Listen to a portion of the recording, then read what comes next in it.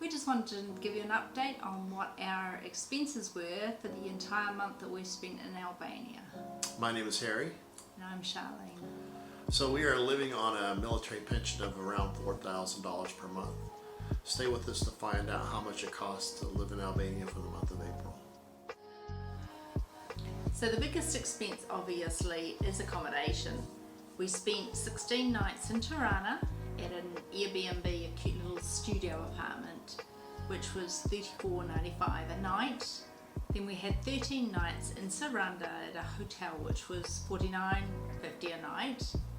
And then we spent one night in Corfu so that we could catch the flight out the next morning to Thessaloniki.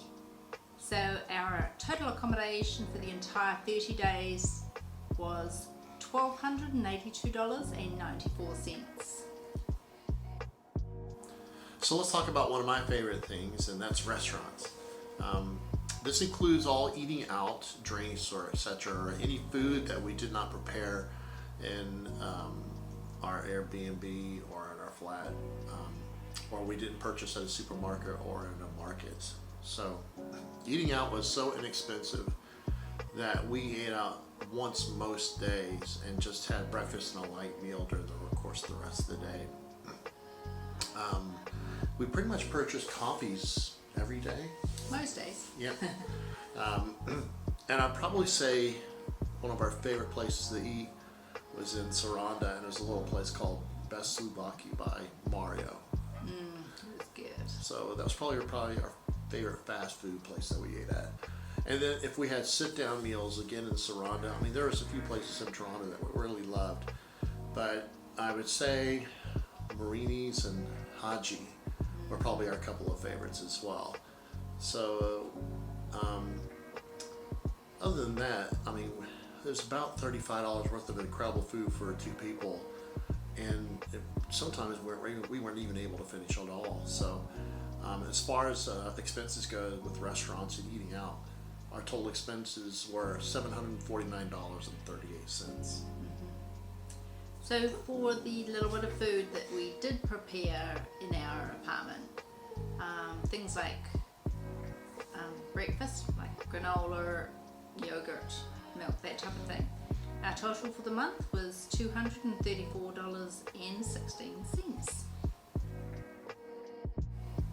One of the other places we want to mention too, or give notoriety to, is an expat bar called the Dick and the Devil. Now this is owned by an American couple that live in Albania, and he is former Air Force, and they have moved to Albania and own this place, which a lot of expats go to, or slow mads like ourselves. So it's also something that we want to make mention of as well. We met lots of nice people there. It was good.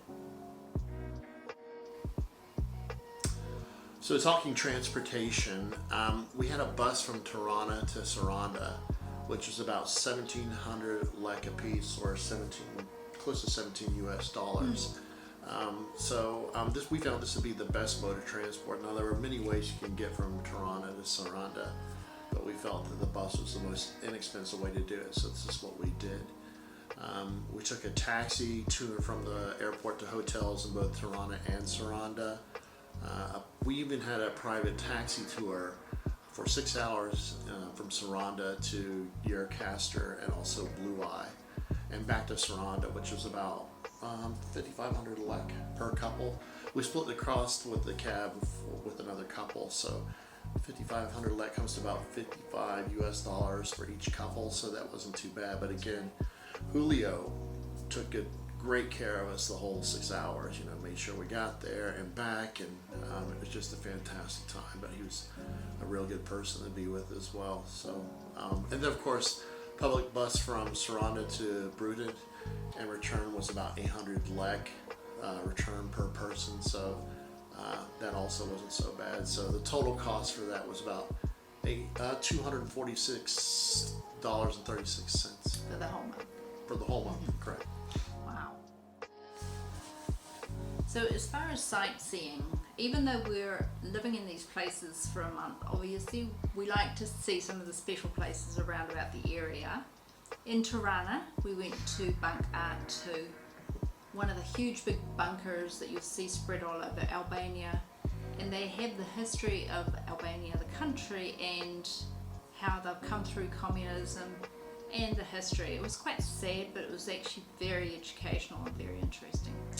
We paid 1400 lek for both of us, or about $14.60 US. We also did the Darjeeling Express cable car, which was 2800 lek for both of us, and that was approximately $29.60 US. In Saranda, we did a 5-hour boat trip around the islands. That was amazing. That was fun.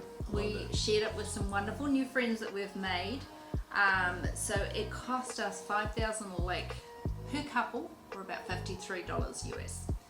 We also went to the Gjirokaster castle. That was 800 lek for both of us to get into the castle, or about $8.40 US. And we also went to the Blue Eye. That was incredible.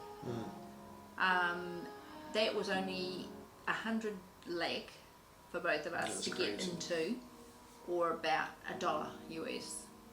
We also went to the Butrint National Park. That cost us 2,000 lek for both of us to get into the park, which was huge. It was amazing. It was a full day outing. And that was approximately $21 US. So altogether, for both of us, for the entire month, our sightseeing budget was $130.07. So there are some general things that we spent some money on, and some of these general items were, I got a haircut while we were in Tirana, and that was very interesting. My hairstylist was quite a character. But it cost 700 lek, which is roughly about $7.35. I was just like, you can't beat this, you know. But the whole experience was just enjoyment. So while we were there, also we got some cough medicine for Sharlene, and then we got a prescription filled for Sharlene as well. Did you want to go into any detail about that prescription? Sure. So one of the things we've been asked a lot, and we've kind of wondered about ourselves, is how are we going to get our prescriptions filled? I only have one prescription for Crestor, for cholesterol. So I went into a pharmacy in Tirana, showed her my bottle and said, can I get this filled? She asked me if my doctor had prescribed it for me, and I said yes. And she said, this box is a month's worth, how would you like to pay? So for $4, I got a month's worth of prescription, no problem whatsoever. They didn't even check to see who I was. They didn't look at her passport, they didn't look at the prescription from the doctor, they just said, we got it, $4, and here you go, or 400 lek, there you go. So in any case, our general expenses overall came to a total of $84.90.